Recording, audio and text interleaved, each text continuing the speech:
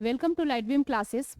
आज हम लोग इलेक्ट्रिसिटी करने वाले हैं। इलेक्ट्रिसिटी का रिवीजन मैंने इसलिए स्टार्ट किया क्योंकि इसका वेटेज बोर्ड में काफ़ी ज़्यादा है। ये पूरे 9 मार्क्स का आता है, कभी कभी ये 10 मार्क्स का भी आता है। तो इसकी वेटेज ज़्यादा है, इसलिए मैंने इसको पहले प्रीफर किया कि पहले इलेक्ट्रिसिटी आप सबको कराती हूँ। इस वीडियो में मैं सिर्फ 3 टॉपिक्स कवर करूँगी: इलेक्ट्रिसिटी, करंट और चार्ज। और इससे रिलेटेड न्यूमेरिकल्स इस वीडियो में करा दूंगी जो बोर्ड में बनने वाले हैं।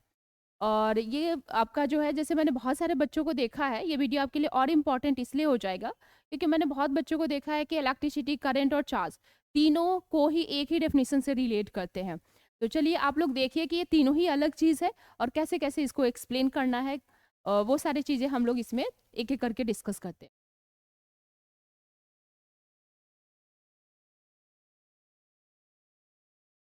जैसे हमारा फर्स्ट टॉपिक हो गया इलेक्ट्रिसिटी। इलेक्ट्रिसिटी समझने से पहले हमें दो डेफिनेशन और आना चाहिए। एक तो हमें आना चाहिए एनर्जी का डेफिनेशन, और एक आपको और भी पता होना चाहिए law of conservation of energy.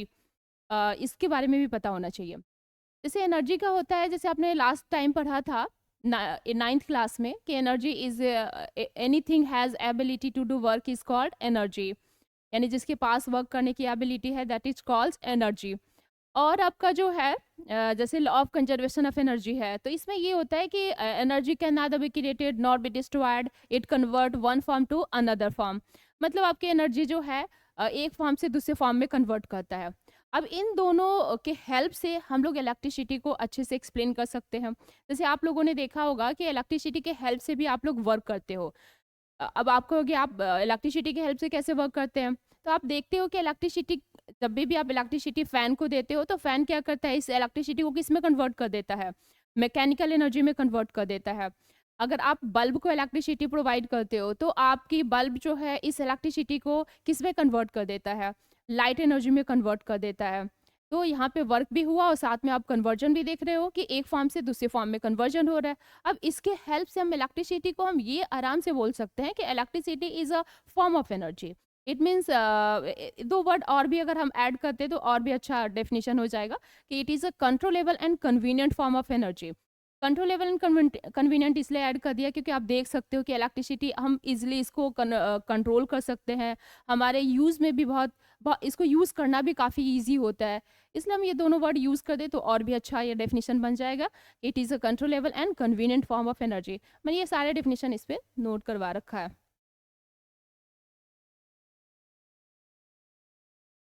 अब इसमें जो है कभी-कभी इलेक्ट्रिसिटी का जो है एसआई यूनिट भी पूछ लेगा, कमर्शियल यूनिट पूछ लेगा। तो एसआई यूनिट आपका जो है इलेक्ट्रिसिटी का, वो आपका क्या होगा?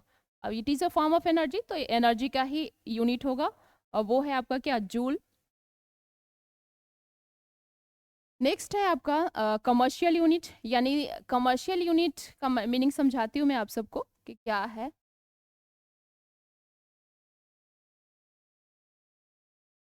अब देखो, जैसे कि जूल जो यूनिट है, ये काफ़ी छोटी यूनिट है इलेक्ट्रिसिटी को मेज़र करने के लिए। इसलिए हम लोग जो है जूल में नहीं मेज़र करते हैं। हम लोग इलेक्ट्रिसिटी को किलोवाट आवर में मेज़र करते हैं। ठीक है? तो इसलिए कमर्शियल यूनिट जब भी पूछा जाए आपसे कि what is the commercial unit of electricity, तो आप आंसर दोगे किलोवाट आवर। और जब आपसे एसआई यूनिट पूछेगा तब आप आंसर दोगे जूल। चलो अब नेक्स्ट स्लाइड में चलते हैं। अब नेक्स्ट हमारा क्वेश्चन हो गया, जैसे इसमें इलेक्ट्रिसिटी में एक और क्वेश्चन बना सकता है कि convert 1 kilowatt hour into joules. इसको भी देखते हैं कैसे कन्वर्ट किया जाएगा। थोड़ा-सा आपको और भी चीज़ें पता होना चाहिए, जैसे पावर जो है 9th क्लास में आपने पढ़ा था। पावर का फॉर्मूला क्या होता था? Work upon time. अब देखो, पावर का यूनिट, एसआई यूनिट क्या बताया गया था आप सबको? वाट। और वर्क की जो है क्या बताया गया? जूल। और टाइम का क्या बताया गया था? सेकंड, जूल पर सेकंड। इसका यूज़ होने वाला है यहाँ पे। अब देखो कन्वर्जन स्टार्ट करते हैं। जैसे 1 किलोवाट आवर, इसको मैं ऐसे लिख सकती हूँ, 1 किलोवाट इंटू 1 आवर। किलोवाट, जैसे आप किलोमीटर को मीटर में चेंज करते हो, वैसे ही किलोवाट को वाट में भी चेंज करोगे। आप इसमें भी क्या करोगे? 1000 से मल्टीप्लाई कर दोगे। यानी किलोवाट, 1 किलोवाट इक्वल टू क्या होगा? 1000 वाट। और 1 आवर इक्वल टू होता है 3600 सेकेंड। इसको थोड़ा और भी एक्सप्लेन करते हैं। 1000 वाट की जगह पे मैं क्या लिखूंगी, जूल पर सेकेंड। 3600 सेकेंड, सेकेंड सेकेंड आपका कैंसिल हो गया। अब देखो यहाँ पे क्या बना, 3600, कितने जीरो आ गए, 5 जीरो। 3600 10 की पावर 5 जूल। स्टैंडर्ड फॉर्मेट में नोट कर देते हैं, 3.6 इंटू 10 की पावर 6 जूल। तो ये क्वेश्चन एक बन सकता है, तो आप इसे ऐसे कन्वर्ट कर लेना। नेक्स्ट है टॉपिक हमारा है चार्ज। चार्ज को समझने के लिए थोड़ा सा हम लोग केमिस्ट्री में चलते हैं। जैसे कि प्रीवियस क्लास में आपने स्ट्रक्चर ऑफ एटम पढ़ा था, उसमें आपने देखा था कि atom is made up of सब पार्टिकल, सब 3 सब particle, electron, proton and neutron. अब देखो इलेक्ट्रॉन के ऊपर जो चार्ज होते हैं वो होता है -1.6 इंटू 10 की पावर -19 कूलम। प्रोटॉन के ऊपर जो चार्ज हैं वो होते हैं 1.6 इंटू 10 की पावर +1.6 इंटू 10 की पावर -19 कूलम। एंड न्यूट्रॉन के ऊपर जो चार्ज होता है वो होता है आपका 0 कूलम। अब आप सबको था कि एटम के अंदर जो है प्रोटॉन और न्यूट्रॉन न्यूक्लियस के अंदर होते हैं, और इलेक्ट्रॉन जो है ऑर्बिट में रिवॉल्व करते हैं। अब यहाँ पे देखो ये भी बताया गया था कि किसी एटम में जितने इलेक्ट्रॉन्स होते हैं उतनी प्रोटॉन्स होते हैं, so that atoms are neutral. यानी आपका जो है जितने प्लस चार्ज, यहाँ पे देख सकते हो इलेक्ट्रॉन के ऊपर कितने चार्ज है, -1.19 कूलम। प्रोटॉन के ऊपर 1.6 इंटू 10 की पावर -19 कूलम चार्ज है। मैग्नीट्यूड आप देख सकते हो कि बिल्कुल सेम है, लेकिन साइन क्या है, साइन डिफरेंट है, अपोजिट साइन है, इसमें प्लस है और इसमें माइनस है। तो जब आप ऐड करोगे तो क्या हो जाएगा, 0 हो जाएगा। न्यूट्रॉन के ऊपर चार्ज है ही नहीं। और आपको ये भी बताया जा रहा है कि एटम के अंदर कितने होते हैं, number of electron is equal to number of protons. It means total charge is equal to 0, यानी टोटल चार्ज क्या हो जाएगा, 0 हो जाएगा। अब होता क्या है कि इसी वजह से हम सबको जब भी एटम देखने को मिलता है तो एटम ऐसा फील होता है, या किसी मेटल या किसी कंडक्टर या किसी भी हम मैटर की बात करें तो सारे मैटर कैसे शो होते हैं, ऐसा लगता है कि उसके ऊपर कोई चार्ज है ही नहीं। लेकिन कभी कभी उसके ऊपर चार्ज डेवलप भी हो जाता है। तो चार्ज डेवलप कैसे होता है वो चीज़ें हम समझते हैं। तो देखो चार्ज जो है डेवलप करने के लिए हमारे पास 3 मैथड्स हैं। जैसे कि आपका रबिंग मैथड हो गया, कंडक्शन मैथड हो गया और इंडक्शन। वैसे मैं ये तीनों मेथड तो नहीं पढ़ाऊंगी आप सबको, क्योंकि ये आपको 8th क्लास में ही बता दिया गया था, समझाया गया था, और वैसे अभी ये सिलेबस में है भी नहीं। लेकिन मैं अनबैलेंस करने के लिए, चार्ज को अनबैलेंस करने के लिए रबिंग मेथड यूज़ करूंगी, जो आप सिंपली समझ ले जाओगे। अब देखो मैं एक एग्जाम्पल लेती हूँ, 2 एटम लेती हूँ अपने एग्जाम्पल में। एक एटम के अंदर मैंने 3 इलेक्ट्रॉन लिया, 3 इलेक्ट्रॉन लिया, तो प्रोटॉन भी कितने होंगे, 3 होंगे। वैसे मैं न्यूट्रॉन इसलिए नहीं ले रही हूँ क्योंकि चार्ज न्यूट्रॉन के ऊपर है ही नहीं, और चार्ज है नहीं तो इसका कोई मतलब है नहीं, इसलिए मैं न्यूट्रॉन को इसमें शो नहीं कर रही हूँ एटम के अंदर। एक और एटम लिया मैंने, उसके अंदर मैंने 7 इलेक्ट्रॉन ले लिया, और 7 ही इसमें क्या होगा, प्रोटॉन भी होगा, क्योंकि अभी बताया गया था कि in any atom number of electron is equal to number of proton, यानी जितने इलेक्ट्रॉन्स होंगे उतनी प्रोटॉन्स होंगे। अब देखो ये भी कैसा शो हो रहा है, इसके ऊपर अगर हम बात करें चार्ज की, तो जितने पॉजिटिव उतने नेगेटिव। ओवरऑल इस पे कितने चार्ज होंगे, 0 कूलम। इस पे भी कितना चार्ज होगा, 0 कूलम। अब आप इसको रब करोगे, रब करने से ये अनबैलेंस हो जाएगा। मतलब कैसे अनबैलेंस होगा, देखो जब हम रब करेंगे तो ये जो एटम है ये क्या करेगा, इलेक्ट्रॉन को, यानी लास्ट सेल वाली जो इलेक्ट्रॉन, यानी सरफेस के ऊपर जो इलेक्ट्रॉन्स होते हैं वो इजीली ब्रेक डाउन हो जाते हैं, और ब्रेक हो जाएंगे तो ये क्या होगा, या तो हो सकता है कि ये क्या कर दे, जैसे यहाँ पे जो है ये टेंडेंसी है कि ये इलेक्ट्रॉन को लूज करेगा और ये आपका क्या करेगा, गेन करेगा। मतलब जो भी एटम है, जैसे एक एटम आपका इलेक्ट्रॉन को लूज करेगा और एक आपका गेन करेगा। तो इसने क्या किया, एक इलेक्ट्रॉन को इसने लूज कर दिया, तो इसके पास कितने इलेक्ट्रॉन बच जाएंगे, 2 इलेक्ट्रॉन्स होंगे, और प्रोटॉन कितने हो जाएंगे, 3 प्रोटॉन हो जाएंगे। इसके पास इसने एक इलेक्ट्रॉन क्या कर लिया, गेन कर लिया, इसलिए इसके ऊपर कितने इलेक्ट्रॉन हो जाएंगे, 8 इलेक्ट्रॉन हो जाएंगे, और प्रोटॉन अभी भी कितने रहेंगे, 7 प्रोटॉन रहेंगे। अब देखो ये अनबैलेंस हो गया, अब अनबैलेंस होते ही इनके ऊपर चार्ज डेवलप हो जाएगा। अब देखो इसके पास जैसे यहाँ पे देख सकते हैं 3 प्रोटॉन और 2 इलेक्ट्रॉन है, तो एक्सेस में क्या आ गया, प्रोटॉन आ गया, पॉजिटिव चार्ज आ गया, इसलिए इसके ऊपर कैसे चार्ज डेवलप हो जाएगी, पॉजिटिव चार्ज डेवलप हो जाएगी। अब देखो यहाँ पे वैसे मैं बोलूँ टोटल कितना होगा, तो प्लस 1.6 इंटू 10 की पावर माइनस 19 कूलम होगा, लेकिन मैं बार बार जो है ये वैल्यू नोट नहीं करना चाह रही हूँ। अब इसको मैं शॉर्ट में जो है 1.6 इंटू 10 की पावर माइनस 19 को मैं शॉर्ट में ई लिखना चाह रही हूँ, जो आगे लिखा भी जाएगा फॉर्मूला में हम लोग यूज भी करेंगे। तो आपको याद होना चाहिए कि 1.6 इंटू 10 की पावर माइनस 19 कूलम मीन्स ई। यहाँ पे देखो यानी इसमें इसके ऊपर कितने चार्ज डेवलप हो जाएंगे, 1e। इसके ऊपर चार्ज कितना डेवलप हो जाएंगे, -1e। -1e क्यों, क्योंकि देखो यहाँ पे 7 प्रोटॉन है और 8 इलेक्ट्रॉन है, तो एक्सिस में क्या आ गया, 1 इलेक्ट्रॉन आ गया, इसलिए इस पे डेवलप कितना होगा, -1.6 इंटू 10 की पावर माइनस 19 कूलम, और 1.6 इंटू 10 की पावर माइनस 19 को ही मैं क्या बोल रही हूँ, ई बोल रही हूँ, इसलिए मैंने यहाँ पे नोट कर दिया 1e कूलम चार्ज बोल दिया। ठीक है, अब एक चीज यहाँ पे देखो, अब चार्ज का डेफिनेशन हमें समझना है।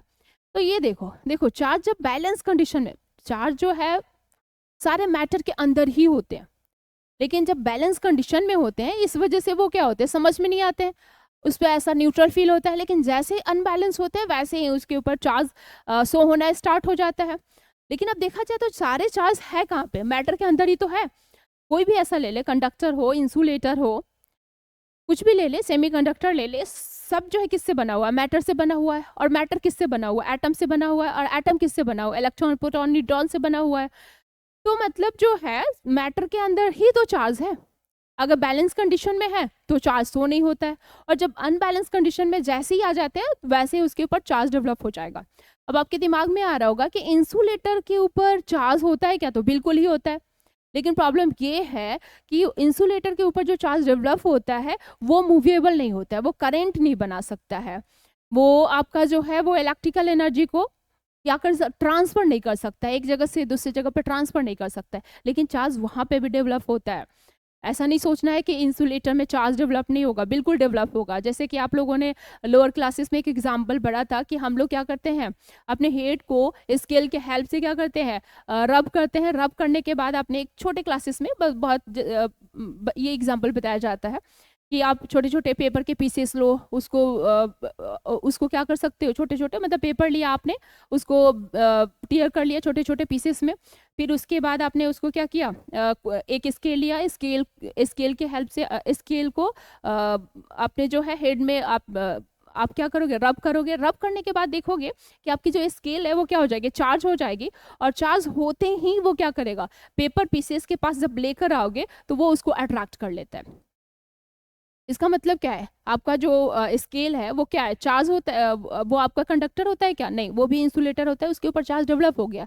अब बस ये है कि वो चार्ज जो है इलेक्ट्रिकल एनर्जी को कैरी नहीं करेगा, वो आपका जो है इलेक्ट्रिकल एनर्जी को एक जगह से दूसरी जगह पे मूव नहीं करा पाएगा, करंट जो है नहीं बनाएगा। लेकिन ऐसा नहीं कि चार्ज डेवलप नहीं होगा। कंडक्टर के अंदर जो है ये होता है कि कंडक्टर के अंदर करंट फॉर्म होता है, और वो करंट हमारी इलेक्ट्रिकल एनर्जी को one place to another place move करा देता है। ओके, आई थिंक मुझे लग रहा है कि सबको क्लियर हो गया होगा। अब देखो मैंने क्या बोला कि सारे चार्ज हमारे कहाँ पे होते हैं, सारे चार्ज आपके मैटर के अंदर ही होते हैं। इसलिए यहाँ पे एक डेफिनेशन बना दिया जाता है चार्ज का कि चार्ज क्या होता है, व्हाट इज चार्ज। तो charge is a property of matter, यानी ये मैटर की ही प्रॉपर्टी है, which never be isolated from it, जिसको आप इससे कभी अलग नहीं कर सकते हो। तो बिल्कुल भी नहीं अलग कर सकते। क्या आप विदाउट इलेक्ट्रॉन प्रोटॉन किसी एटम को एग्जिस्ट करा सकते हो क्या, नहीं करा सकते। इट मीन्स हम आराम से ये डेफिनेशन बोल सकते हैं कि charge is a property of matter which never be isolated from it, जो कि मैंने यहाँ पे नोट कर दिया है, आप देख सकते हो कि it is a property of matter which never be isolated from it. आप इसे चाहो तो ये भी शॉर्ट में डेफिनेशन दे सकते हो। आगे चलकर हम देखेंगे कि चार्ज के हेल्प से ही आपकी इलेक्ट्रिसिटी जो है क्या होता है, मूव करता है, ये सारी चीज़ें। तो it is a source of electricity. तो आप ये भी डेफिनेशन दे सकते हो कि it is a charge is a source of electricity. Charge की एसआई यूनिट क्या होती है, SI unit of charge is coulomb. SI unit of charge क्या है? कूलम है। नेक्स्ट है ये कैसी क्वांटिटी है? स्केलर क्वांटिटी है या वेक्टर क्वांटिटी है? तो चार्ज आपका डायरेक्शन पे डिपेंडेंट तो होता नहीं है, और डायरेक्शन पे डिपेंडेंट नहीं है तो इसको हमें किसके अंदर रखना चाहिए? स्केलर क्वांटिटी के अंदर। इसलिए मैंने यहाँ पे नोट कर दिया है कि it is a scalar quantity. Next slide की तरफ चलते हैं। नेक्स्ट स्लाइड में आपको प्रॉपर्टीज ऑफ चार्ज मिलेगा। अब देखो, फर्स्ट आपकी प्रॉपर्टीज आ गई, like charge repel to each other. मतलब यहाँ पे ये है कि अगर आप जो है सेम टाइप के चार्ज लोगे, जैसे पॉजिटिव चार्ज लोगे तो इसमें क्या होगा? रिपल्सन होगा। नेगेटिव चार्ज जब लोगे तो भी इसमें क्या होगा? रिपल्सन होगा। It means like charge repel to each other. अब हमारा नेक्स्ट प्रॉपर्टीज हो गया unlike charge attract to each other. मतलब ये हुआ कि आप एक पॉजिटिव लिया और एक आपने नेगेटिव लिया, तो ये कैसे चार्ज हो गए? Unlike charge. तो इनके बीच हमेशा कैसा होगा? अट्रैक्शन होगा। नेक्स्ट प्रॉपर्टी हो गया हमारा charge body always attract uncharged body. तो देखो एक चीज़ है, जैसे आप लोगों ने एक एग्जांपल लेती हूँ जो आपने देखा है हमेशा, जैसे मैग्नेट में आपने देखा होगा, मैग्नेट हमेशा ही पैरोमैग्नेटिक मटेरियल को अपनी तरफ क्या करता है? अट्रैक्ट करता है। उसके अंदर मैग्नेटिक इंडक्शन होती है। वैसे ही हमारे चार्ज और इनचार्ज बॉडी के अंदर भी क्या होता है?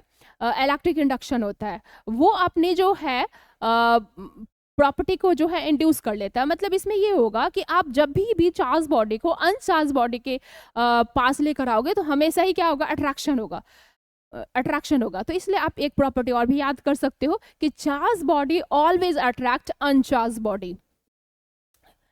नेक्स्ट प्रॉपर्टीज हो गया चार्ज इज कंजर्व्ड। मतलब ये होता है कि नेट चार्ज इज कंजर्व्ड का मतलब ये है कि जिस सिस्टम के अंदर जितने चार्ज हैं उतनी ही रहेंगे, ना उससे ज्यादा होगा ना ही उससे कम होगा। अब आप कहोगे सिस्टम क्या होता है? तो सिस्टम का मतलब ये होता है anything under focus is called system. यानी जो आपके फोकस में होगा उसको ही आप सिस्टम कहोगे। तो अब देखो, पहले मैंने जो समझाया था ना उसके हेल्प से हम लोग आराम से समझ सकते हैं इस चीज़ को। जैसे मैंने देखो यहाँ पे एक एग्जाम्पल लिया था, जैसे स्टार्टिंग में जैसे ये एग्जाम्पल लिया था, मेरे एग्जाम्पल में 2 एटम थे, ये एक एटम था और ये एक एटम था। तो हमारे फोकस में, आपके फोकस में, मेरे फोकस में जो है ये एग्जाम्पल है, और इस एग्जाम्पल के अंदर कितने बॉडीज हैं? 2 बॉडीज है। ठीक है, तो सिस्टम हो गया, यानी हमारे सिस्टम में कितने बॉडीज आ गया? 2 बॉडीज आ गया। ठीक है, अब देखा जाए तो net charge in a system is always constant. इसका मीनिंग समझते हैं। देखो ये मेरा सिस्टम है, अब इस सिस्टम में देखो इस बॉडी पे कितने चार्ज है? 0 कूलम चार्ज है, और इस बॉडी के ऊपर भी कितने चार्ज है? 0 कूलम चार्ज है। अब टोटल चार्ज कितना हो गया सिस्टम का? 0 कूलम प्लस 0 कूलम कितना हो गया? 0 कूलम हो गया। After some interaction charge is also 0। कैसे? वो देखते हैं यहाँ पे। अब देखो रबिंग के बाद मैंने इसके ऊपर कितने चार्ज डेवलप कर दिया था? +1e चार्ज डेवलप कर दिया था, और इसके ऊपर कितना डेवलप कर दिया था? -1e चार्ज डेवलप कर दिया था। अब मेरे इस सिस्टम में वही अभी बॉडी अभी भी वही है, बस इसमें चार्ज क्या हुआ है? जैसे इस बॉडी पे स्टार्टिंग में चार्ज 0 कूलम था, लेकिन रबिंग के बाद इसके ऊपर कितना डेवलप हो गया? +1e, इसके ऊपर -1e हो गया। लेकिन सिस्टम के अंदर अभी भी उतना ही चार्ज होगा। वो देखो यहाँ पे, अब इसको देखो, इन दोनों को ऐड करो, ये कितना हो गया? +1e, और ये कितना हो गया? -1e। जब दोनों को ऐड करेंगे तो फिर से हमें क्या रिजल्ट मिलेगा? 0 कूलम। यानी देख सकते हो स्टार्टिंग में भी चार्ज मेरे पास कितना था? टोटल चार्ज मेरे सिस्टम में 0 कूलम, और बाद में भी चार्ज टोटल कितना हो गया? 0 कूलम। इसका मतलब ये है कि net charge on a system is always constant. It means it is also called charge can neither be created nor be destroyed. It convert one form to another form. मतलब ये क्या हो रहा है कि it transfer one body to another body. मतलब charge जो है, चार्ज को आप बना नहीं सकते हो, वो मैटर के अंदर ही होता है, और ना ही हम उसको डिस्ट्रॉय कर सकते हैं। वो होता क्या है? एक बॉडी से दूसरे बॉडी के ऊपर ट्रांसफर करता है। या आप इस लैंग्वेज में भी बोल सकते हो कि net charge on a system is always constant. यानी सिस्टम के अंदर जितने चार्ज होंगे, पहले जितना था बाद में भी क्या होगा? उतना ही होगा। बाहर से उसमें ऐड ऑन नहीं किया जा सकता। ऐसा नहीं होगा कि कुछ बाहर रखा गया हम उसको उसके अंदर डाल सकते हैं, ऐसा नहीं कर सकते। ठीक है, तो मेरे हिसाब से इसका मीनिंग भी आपको क्लियर हो गया होगा।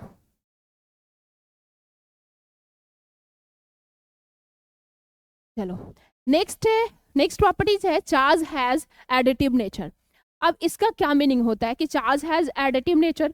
इसका मीनिंग ये होता है कि जैसे अभी मैंने बताया था कि charge is a scalar quantity.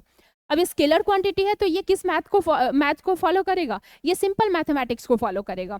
अगर ये वेक्टर होता तो वेक्टर मैथमेटिक्स को फॉलो करता है, लेकिन स्केलर इसलिए स्केलर सिंपल मैथ्स को फॉलो करेगा।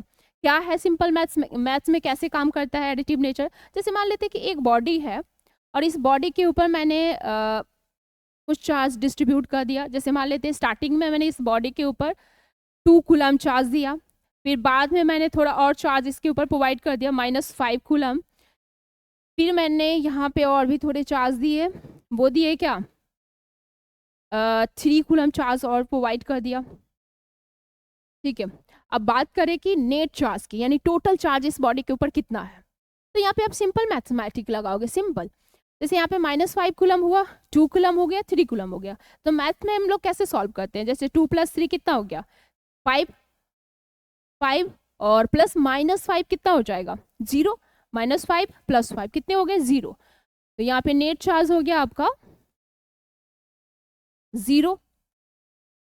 तो आप देख सकते हो सिंपल मैथमेटिक मैंने फॉलो किया और उसके हेल्प से मैंने सॉल्व कर दिया। जैसे मैथ्स में जैसे आप लोग ऐड करते हो एडिटिव नेचर शो होता है, वैसे ही आप चार्ज में भी एडिटिव नेचर शो होता है, सिंपली आप ऐड कर सकते हो। नेक्स्ट हमारा प्रॉपर्टीज है charge is quantized. Charge is quantized का मतलब ये होता है, अब देखा जाए तो यहाँ पे थोड़ा सा समझना स्टार्ट करो। चार्ज इज क्वांटाइज्ड मतलब ये होता है कि चार्ज हमेशा जो है, charge is a integral multiple of fundamental unit of charge. इसका क्या मतलब है, मैंने क्या बोला, इसका क्या मीनिंग होगा, वो चीजें समझते हैं।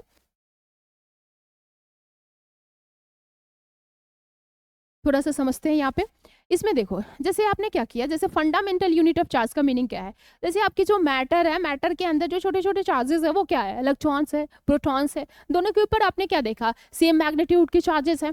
यानी 1.6 × 10⁻⁹ कूलम को ही हम लोग क्या बोलेंगे, फंडामेंटल यूनिट ऑफ चार्ज, यानी बेसिक चार्ज की वैल्यू, यानी सबसे छोटी जो चार्ज है वो क्या है 1.6 × 10⁻⁹ कूलम चार्ज है। और इसके हेल्प से ही जो है बॉडी के ऊपर जो है चार्जेस डेवलप होना स्टार्ट हो जाएगा। इससे ज़्यादा चार्जेस, जैसे 2 कूलम हो गया, 3 कूलम हो गया, 5 कूलम हो गया, तो चार्जेस कैसे डेवलप होंगे वो चीज़ें देखते हैं।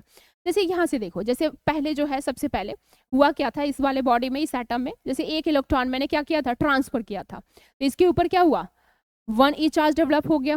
इसके ऊपर कितना डेवलप हो गया, -1e चार्ज डेवलप हो गया। मान लेते हैं कि यहाँ से मैं 2 इलेक्ट्रॉन जो है क्या कर रही हूँ, ट्रांसफर कर रही हूँ, तो इसके ऊपर क्या चार्ज डेवलप हो जाएगा 2e, और इसके ऊपर क्या डेवलप हो जाएगा -2e चार्ज डेवलप हो जाएगा।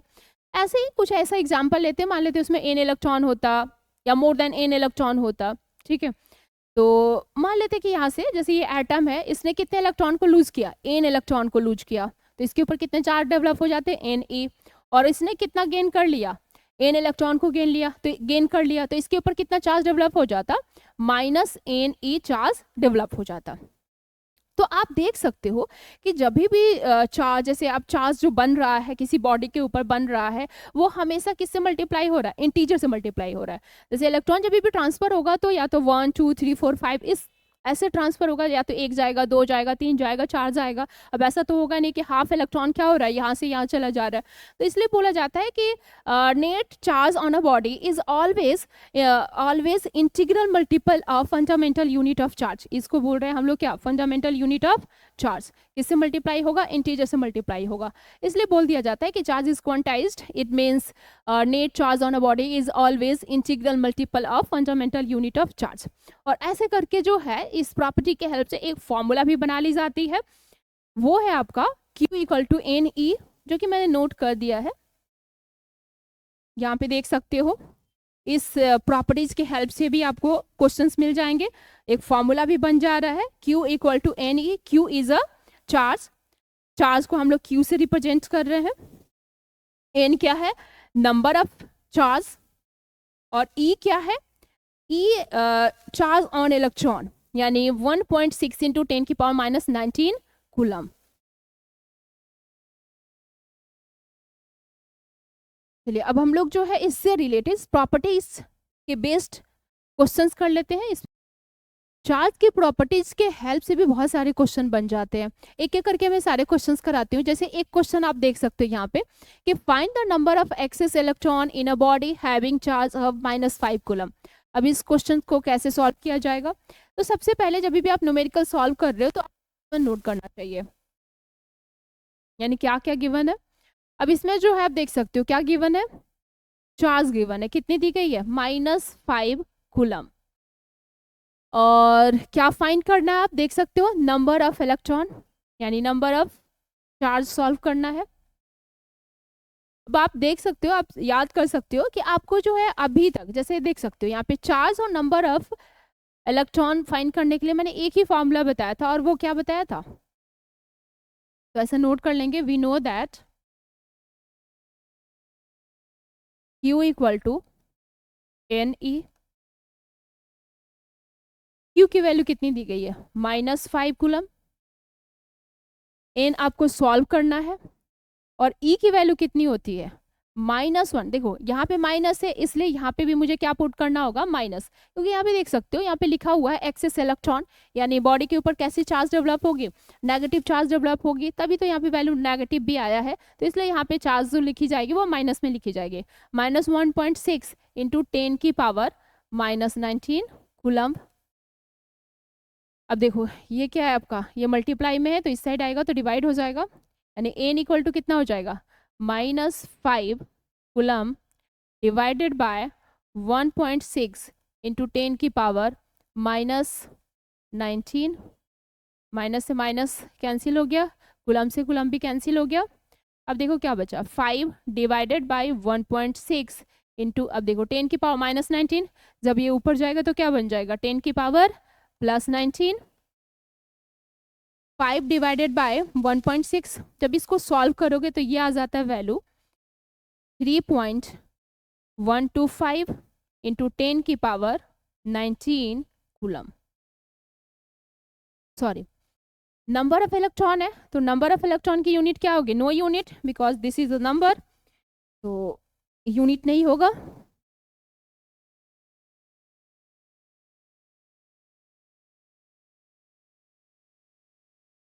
यानी इतने इलेक्ट्रॉन्स आपके ट्रांसफर हुए हैं। नेक्स्ट क्वेश्चन पे आ जाते हैं। नेक्स्ट क्वेश्चन है यहाँ पे, 3 charges in an isolated system have initial charges of -5 coulomb, -3 coulomb and 7 coulomb. After some interaction their final charges become -5, 3 coulomb and x respectively. Find the value of x. अब देखो ये question कैसे solve किया जाए, तो अभी मैंने एक प्रॉपर्टीज बताया था, चार्ज इज ऑलवेज कंजर्व्ड, यानी net charge on a system is always constant, यानी जितनी जो चार्ज होगी सिस्टम के अंदर वो क्या होगी, हमेशा कांस्टेंट होगी। तो उसकी हेल्प से ये क्वेश्चन किया जा सकता है। जैसे स्टार्टिंग में टोटल चार्ज है कितना, 3 चार्जेस है आपके सिस्टम के अंदर, आइसोलेटेड सिस्टम के अंदर कितने चार्जेस है, 3 चार्जेस, जैसे -5 कूलम, -3 कूलम एंड 7 कूलम। तो टोटल चार्ज इस पे कितना हो गया, -3 -7 +7 कितना हो जाएगा, -5 -3 +7, ठीक है, इक्वल टू, अब देखो आफ्टर सम इंट्रैक्शन भी तो क्या होगा, नेट चार्ज सेम ही होगा, तो मैं इसको भी क्या कर लूंगी, ऐड कर दूंगी, -5 +3 एंड +x ऐड करते हैं, ये कितना हो गया, -8 +7, यानी -1 इक्वल टू -5 +3 -2 +x। इसको आप इधर लेकर आओ, -1 +2 इक्वल टू x, यानी x की वैल्यू कितनी हो गई, +1, यानी x की वैल्यू कितनी आ गई, 1 कूलम हो गया। यानी आपको जो है किसी भी प्रॉपर्टी से क्वेश्चन मिल जाएगा। वैसे देखा जाए तो यहाँ पे कितने प्रॉपर्टीज यूज हो गए, 2 प्रॉपर्टीज यूज हो गए। एक तो आपका प्रॉपर्टीज यूज हो गया क्या, चार्ज इज कंजर्व्ड, यानी net charge on a system before interaction is equal to net charge on a system after interaction, इसकी हेल्प से किया। एक और भी यूज हो गया, चार्ज हैज एडिटिव प्रॉपर्टीज, तभी तो मैंने इसको सिंपली ऐड किया, यहाँ पे देख सकते हो। नेक्स्ट क्वेश्चन की तरफ बढ़ते हैं।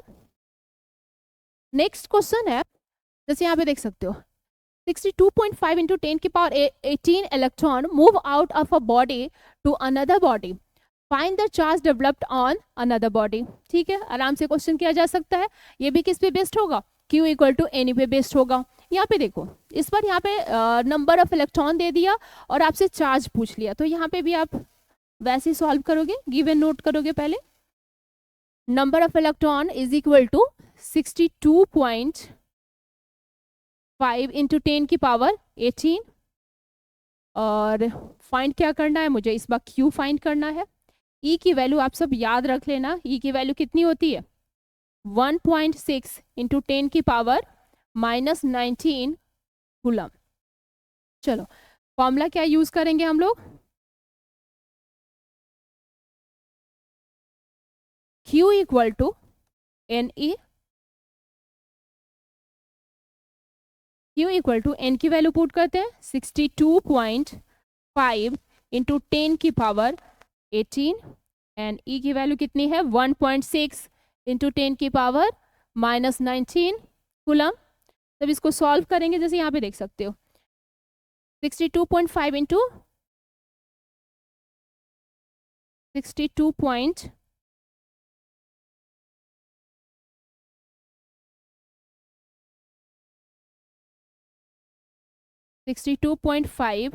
इंटू 1.6। अब यहाँ पे देखो 10 की पावर +18 और 10 की पावर -19, तो आप सबको मैथ्स में बताया गया होगा कि अगर बेस सेम है तो पावर क्या हो जाएंगे, ऐड हो जाएंगे, तो +18 -19 कितना हो जाएगा 10 की पावर -1 हो जाएगा।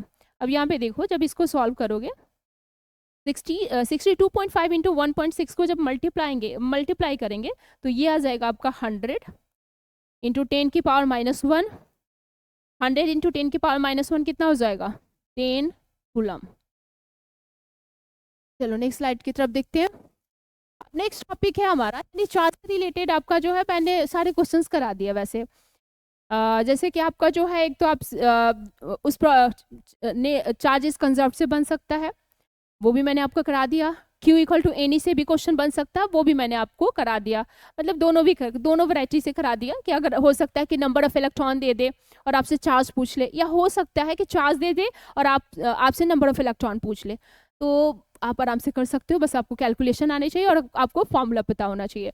अब नेक्स्ट है हमारा, नेक्स्ट टॉपिक है करंट। करंट क्या होता है, देखो जब करंट जो है, जैसे चार्ज जब मूव करना स्टार्ट कर देता है तब हम उसे करंट बोलना स्टार्ट कर देते हैं, यानी rate of flow of charge is called current, या आप ये ऐसे भी बोल सकते हैं charge per unit time is called current. अब देखो इसकी एसआई यूनिट क्या होगी, SI unit of current is ampere, and ये भी कैसी क्वांटिटी है, स्केलर क्वांटिटी है। अब आप कहोगे यार करंट के अंदर तो डायरेक्शन होता है, और डायरेक्शन है तो इसको वेक्टर के अंदर रखना चाहिए, लेकिन मैं आपको समझाती हूँ इसको वेक्टर के अंदर हम लोग नहीं रख सकते हैं। अब देखो जैसे मान लेते हैं कि ये आपका जो है एक सर्किट है,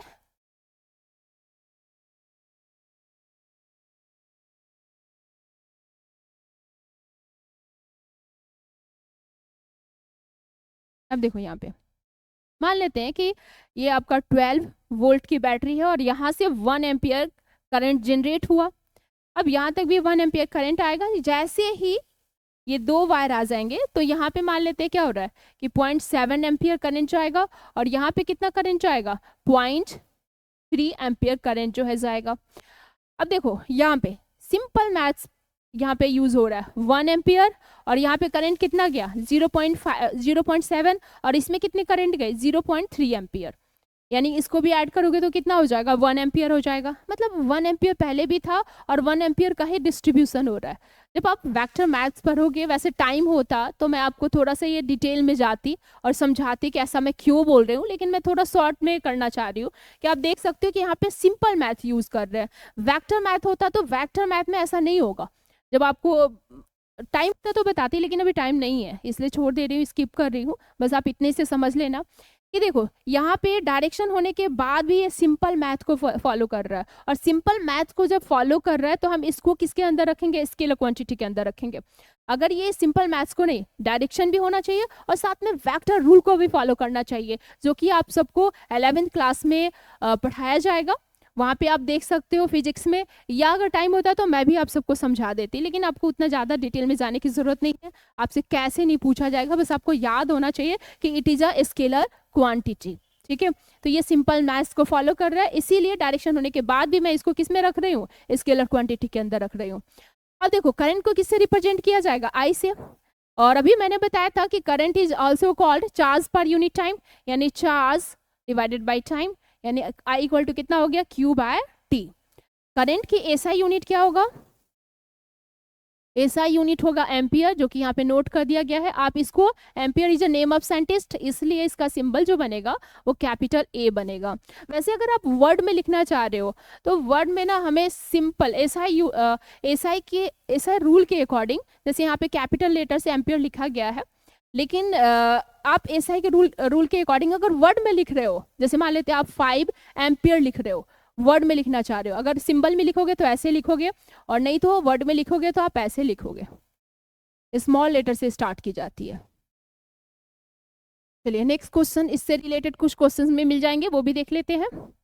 जैसे यहाँ पे है, जैसे एक क्वेश्चन मिल रहा है, the amount of charge passing through a cell is 4 second, cell in 4 second is 12 coulomb, what is the current supply by the cell. यानी आपको करंट सॉल्व करना है, तो सबसे पहले यहाँ पे भी गिवन नोट करेंगे। अब देखो Q की वैल्यू कितनी है, 12 कूलम, टाइम कितना दिया गया है, 4 सेकेंड। आपको सॉल्व क्या करना है, I। अब आपके दिमाग में आ गया कि I और Q और T के हेल्प से एक फॉर्मूला हम लोगों ने देखा था, वो क्या है आपका, I equal to Q by T. Value put कर देते हैं। अब देखो एक बार जब भी आप जो है वैल्यू पुट करो तो उसके पहले यूनिट जरूर देख लो। अब देखा जाए तो ये कूलम क्या है, एसआई यूनिट ऑफ चार्ज, सही है, बिल्कुल सही है, तो इसलिए हम इसको डायरेक्ट पुट कर लेंगे। टाइम की एसआई यूनिट क्या होता है, सेकेंड, मतलब अब ट्राई करो कि सारे यूनिट को क्या करो, एसआई यूनिट में पुट करो। अब ये नहीं कि आपका जो है ये मिली कूलम दिया गया है या मिली सेकेंड दिया गया और आप ऐसे ही डायरेक्टली इसको पुट कर दोगे तो आपका क्वेश्चन जो है क्या हो जाएगा, गलत हो जाएगा।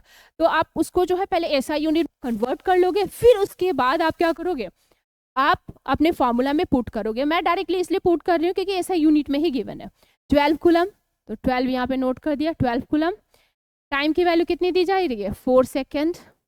सॉल्व करोगे कितना हो जाएगा, 3 कूलम पर सेकेंड को ही हम क्या बोलेंगे, एम्पियर, यानी आई की वैल्यू कितनी हो गई, 3 एम्पियर।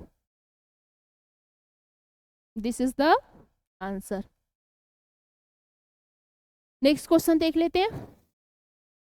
नेक्स्ट क्वेश्चन है यहाँ पे देखो थोड़ा सा, an electric bulb flow a current of 0.25 ampere for 20 minutes, calculate the number of charge flow through the circuit. अब इसमें देखो एक गलती होने की चांसेस है जो कि मैं अभी बताऊंगी, पहले आप गिवन नोट करो। गिवन क्या है, करंट यानी आई की वैल्यू दी गई है 0.25 एम्पियर, एसआई यूनिट में है तो चेंज करने की जरूरत नहीं है। टाइम किस में दिया गया है, मिनट्स में दिया गया है। अब आपको मैंने बताया था SI unit of time is second not minute, अब मिनट में है तो इसको चेंज करना पड़ेगा। तो मिनट को सेकेंड में चेंज करने के लिए कितने से मल्टीप्लाई करना होता है, 60 से, ये कितना हो गया आपका 1200 second.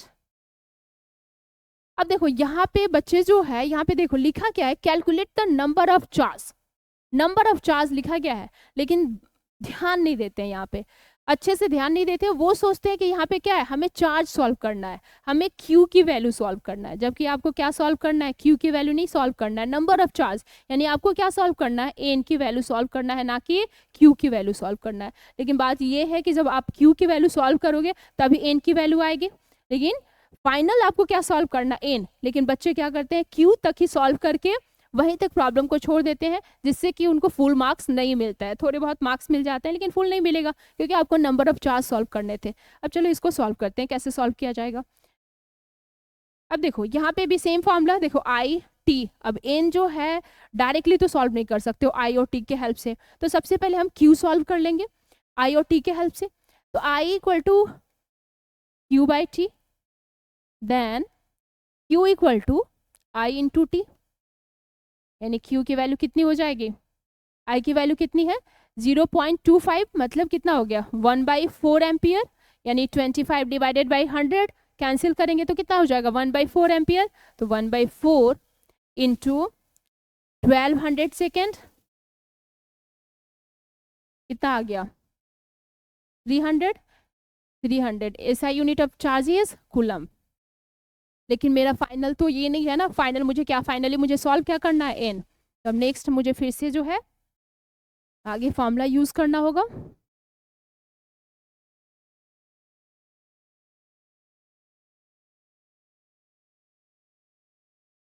Q equal to N E, N मुझे सॉल्व करना है तो क्या फॉर्मूला हो जाएगा, Q equal to Q upon E. Q की वैल्यू कितनी है 300, ई की वैल्यू कितनी होती है 1.6 इंटू 10 की पावर -19 कूलम। अब इसको सॉल्व करेंगे, देखो 300 हो गया, 300 इंटू 10 की पावर माइनस नहीं प्लस हो जाएगा, क्योंकि अब जब ऊपर जाएगा तो क्या बन जाएगा